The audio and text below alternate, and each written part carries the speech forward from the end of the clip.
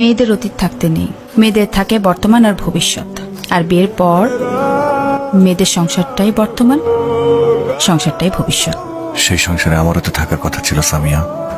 আজকে আমাদের রিলেশনশিপের অ্যানিভার্সারি, মনে আছে তোমার? এত ছোট জামা। আমাদের যখন বিয়ে হবে ছোট্ট তুলতুলে পরীর মতো একটা মেয়ে বাচ্চা হবে, জামাটা তার জন্য রেখে দিও। মা তুমি কখন আসবে? এই তো মা চলে আসছি। মেয়ে কার মতো হয়েছে? বাবার মতো। এভাবে আমার জীবন থেকে হারিয়ে গেলে আমি আমার জীবনের শেষ দিন পর্যন্ত তোমার সাথে থাকতে চাই।